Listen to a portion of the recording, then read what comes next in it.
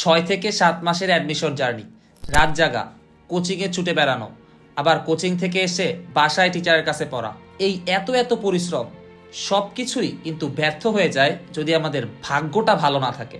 Admission সিজনে ভাগ্য কিন্তু খুব ইম্পর্ট্যান্ট একটা ফ্যাক্টর। রিসেন্টলি বুয়েটের অ্যাডমিশন টেস্ট হয়ে গেল। অনেকের হয়তো পরীক্ষা ভালো হয়েছে, অনেকের খারাপ হয়েছে। পরীক্ষা যেমনই হোক, কিছু বিষয় জানা থাকা কিন্তু খুবই জরুরি। তাই আমার আজকের এই ভিডিওতে আমি 3টা টপিক নিয়ে কথা বলবো। 1 নাম্বার পয়েন্ট, ভালো প্রতিষ্ঠানে পড়লেই কি সাকসেসফুল হওয়া যায়। 2 নাম্বার পয়েন্ট, আমি তো আমার 100%ও দিয়েছি, তাও হলো না, তাহলে সামনের অ্যাডমিশন টেস্টগুলোতে কি আমি ভালো করতে পারবো। 3 অ্যান্ড মোস্ট ইম্পর্টেন্ট পয়েন্ট, এইরকম সিচুয়েশন থেকে আমরা কিভাবে বের হব। এইখানে আমি এরকম সিচুয়েশন কিভাবে হ্যান্ডেল করি তাও তোমাকে জানাবো ইনশাল্লাহ। প্রথমে কথা বলা যাক, ভালো প্রতিষ্ঠানে পড়লেই কি সাকসেসফুল হওয়া যায়। এইটা সত্য কথা যে ভালো প্রতিষ্ঠানে পড়লে তোমার সামনে অপরচুনিটি তুলনামূলক বেশি থাকবে, কিন্তু তুমি যদি ওই প্রতিষ্ঠানে গিয়ে আবার হার্ড ওয়ার্ক না করো এবং নিজেকে পুশ না করো, সেই ক্ষেত্রে কিন্তু তুমি এই প্রতিষ্ঠানের ট্যাগ দিয়ে বেশি দিন মার্কেটে টিকে থাকতে পারবা না। চলো বিষয়টা একটা উদাহরণের সাহায্যে এক্সপ্লেন করি। ধরো 2টা ক্যারেক্টার, রনি আর জনি। একজন খুব ভালো বিশ্ববিদ্যালয়ে পড়ালেখা করে, আরেকজন টায়ার 2 বা টায়ার 3 এরকম একটা ইউনিভার্সিটি থেকে পড়ালেখা করছে। যে ভালো ইউনিভার্সিটি থেকে পড়ালেখা করছে সে ভাবলো যে আমি তো ভালো একটা ইউনিভার্সিটিতে চান্স পেয়ে গেছি, এখন আমি শুধু টার্ম ফাইনালের যে পরীক্ষাগুলো এবং একাডেমিক যে আমার কারিকুলামগুলো এগুলাই শুধু আমি ফলো করে এগিয়ে যাই।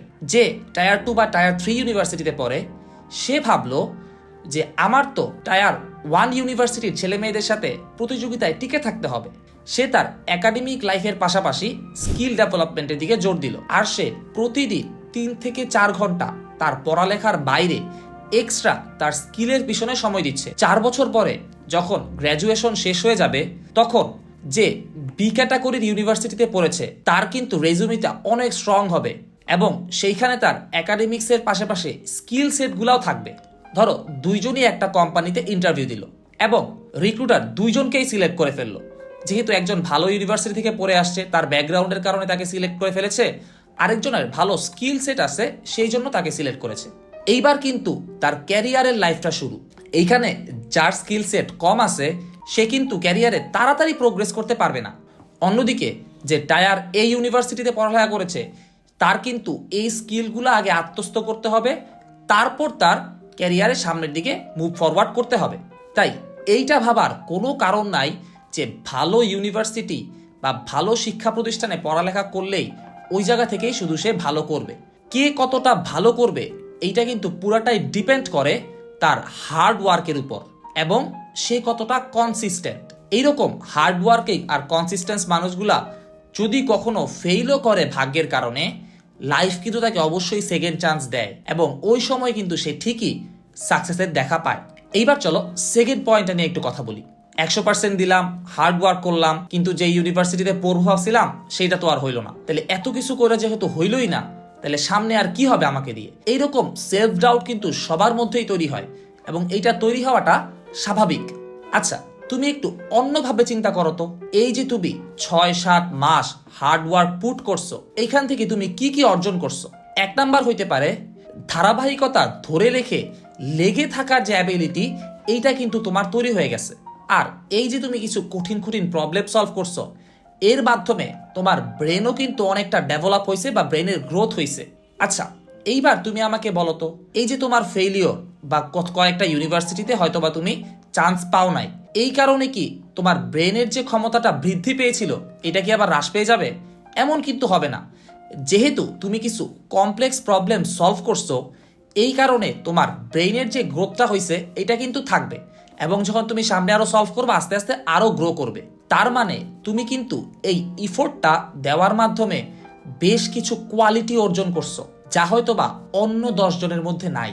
লাইফে খুব ইম্পর্টেন্ট একটা জিনিস হইল, ঝড় ঝাপটা যাই আসুক না কেন, লাইফে আমাদের সবসময় লেগে থাকতে হবে।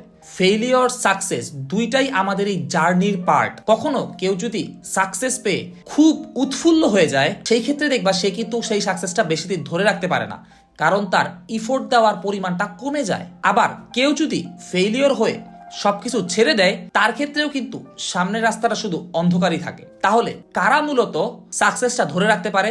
যারা এই চলার পথে ফেইলিওরের সম্মুখীন হোক বা সাকসেসের সম্মুখীন হোক, তারা সবসময় কনস্ট্যান্ট স্পিডে তাদের এফোর্টটা দিয়ে যেতে থাকে।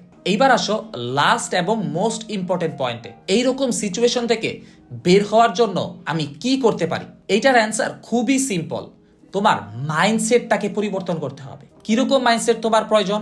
আমি যেটা ফলো করি এইটা আমি তোমাকে বলতেছি। আমাদের রেজাল্টটা আমাদের হাতে নাই, আমাদের হাতে জাস্ট আছে এফোর্ট দেওয়া। আমার রেজাল্ট খারাপ হোক ভালো হোক, মন খারাপ থাকুক মন ভালো থাকুক, আমি কন্টিনিউয়াসলি এফোর্ট দিতে থাকি। আমি চেষ্টা করি আমার দিনের যেই 24 ঘন্টা রয়েছে ওই 24 ঘন্টাটা আমি ভালোভাবে ইউটিলাইজ করতে। এরপর আমি পরীক্ষা দিতে যাই, আমার অনেক সময় পরীক্ষা খারাপ হয়ে যায়, ভালো হয় না।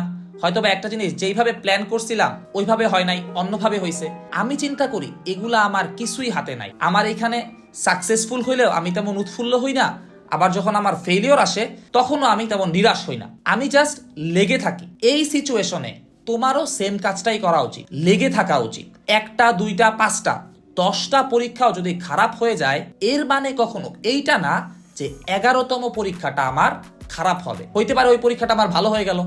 আমার জাস্ট কি করতে হবে, আমার জায়গা থেকে লেগে থাকতে হবে। আরো একটা জিনিস আমি ফলো করি, যদি কখনো খারাপ কিছু হয়েও যায় আমি চেষ্টা করি ওই জিনিসটা একদম মনে না করার।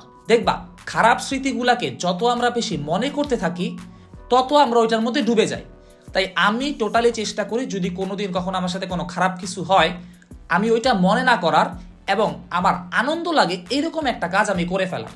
ধরা করো আমার একটা সিটি খারাপ হয়েছে, সেই ক্ষেত্রে আমি অনেক সময় আমার ঘোরাঘুরি করতে যেহেতু ভাল লাগে, আমি ঢাকার আশেপাশে কোনো একটা প্লেসে ছোট্ট করে নিজের মতো করে ঘুরে আসি। তখন আমি এই যে আমার খারাপ স্মৃতিটা এইটাকে মূলত আমার ভালো স্মৃতি দিয়ে ঢেকে দেই, এবং এই টেকনিকটা ফলো করে কিন্তু আমার বেশ লাভ হয়েছে এবং আমি এখন আর তেমন হতাশাগ্রস্ত হই না। আরও একটা ইম্পর্টেন্ট পয়েন্ট, আল্লাহর উপরে ভরসা রাখা। সবসময় মনে রাখবা সৃষ্টিকর্তা তোমার জন্য যেই প্ল্যান করে রেখেছে এইটা তোমার প্ল্যান থেকে মাচ বেটার। এইটা বলেই আজকের আমার এই ভিডিওটা শেষ করতেছি। আর তোমরা এখন সাবজেক্ট চয়েস নিয়ে ভালোই প্যারা খাও। সাবজেক্ট চয়েস নিয়ে আমার এই ভিডিওটা দেখে নিতে পারো। আর যাওয়ার আগে লাইক অ্যান্ড সাবস্ক্রাইব করতে ভুলো না। আল্লাহ হাফেজ।